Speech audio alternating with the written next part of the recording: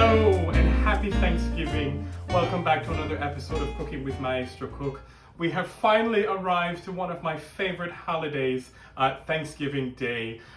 This time around for us, it's a little bit different this year. I won't be making all of the things that I normally make. I have a great honey ham recipe that I'll share when we get to Christmas, and I've got some other things that I'll share along the period between now and Christmas. But though it will be a little different, I will be making my take on a classic cranberry sauce recipe that I thought I would share with you all today. So I've got a little bit of time here at home before we get into our big feast, our supper tonight with family, but I thought I would come on today and share my take on a classic cranberry recipe. So let's get the recipe started. Okay, so this recipe is so simple and so straightforward, but boy, let me tell you, the flavor of these cranberries is absolutely amazing. So if you're looking for a cranberry recipe to try this time around, this year for Thanksgiving or even for Christmas, I make it for both holidays, this is your recipe right here. So the ingredients for this, you're gonna have 12 ounces of either frozen or fresh cranberries. Now, I prefer to use these cranberries here from Cape Cod. I find them at Giant for a really good price.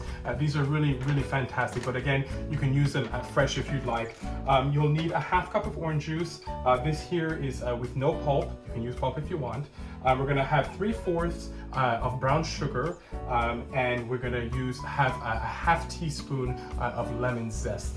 And now really what I think is really what helps these flavors to pop is this black pepper and just a touch of salt that you put right at the end of it. Boy, the flavor is so good. All right, let's get everything mixed up. Okay, so like I said earlier, very simple. Everything just goes in the pot, right? So I've got my heat here on about medium. You don't want it too high because you don't want the cranberries to cook too fast, right? So I've got my orange juice in already. Again, my half cup of orange juice. And again, so what we're gonna do with these 12 ounces of cranberries, of that 12 ounces, you're gonna set aside a half a cup of these cranberries, and you just put it back in the freezer and keep it cold because you're gonna add them in at the end to have a bit of that, cooked down cranberries versus the more whole cranberries, right? Okay, so we add everything in, right? And then we add in our 3/4 cup of brown sugar, and we put in our little half teaspoon here of fresh lemon zest, right? And so now what we're going to do is we're going to let this cook down for about 10 minutes or so. And really what you're looking for in the consistency is to just make sure that the cranberries are softened, right? They don't need to burst quite yet, they just need to be softened. Then at the end of those 10 minutes, we'll crank the heat up, and then we'll start to see everything popping, and then we'll add in the frozen cranberries, okay? So we'll set a little timer here, and we'll check back in about 10 minutes once the cranberries have come up to heat. Check back in.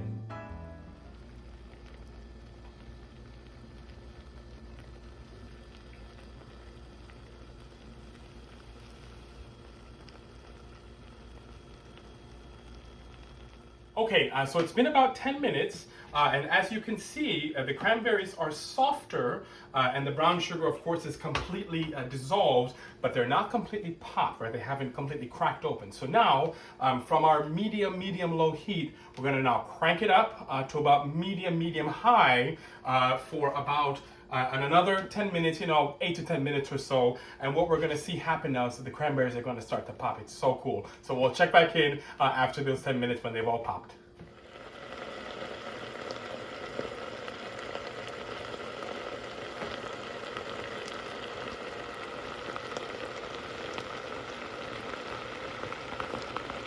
Okay, so it's been the additional 10 minutes and the cranberries have completely popped.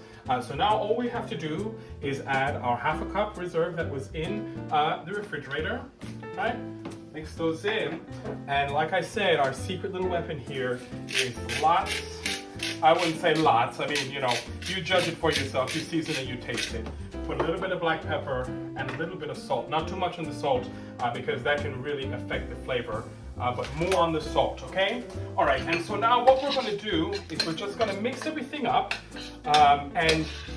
So because the orange juice has kind of cooked off, as you can see, right, it's already kind of turning into that, that type of consistency that you're used to with cranberries, right?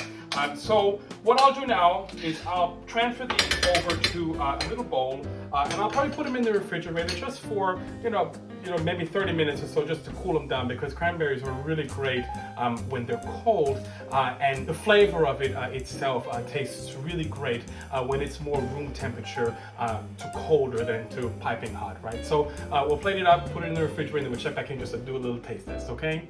Okay, so it's been about 30 minutes, and the cranberries have cooled down just a little bit. I mean, look at that color. Doesn't that just scream the holidays, Christmas, Thanksgiving, all the holidays? I love it. So just let's do a little taste test here just to see how it turned out. Boy, look how rich that color is, that nice, beautiful red. Delicious. Ooh, delicious. I love it. The freshness of that lemon that we put in, mixed with the orange juice and the brown sugar and the pepper at the end, absolutely delicious. So if you're looking for a cranberry recipe, this is the one. I wanted to wish you just a happy Thanksgiving again.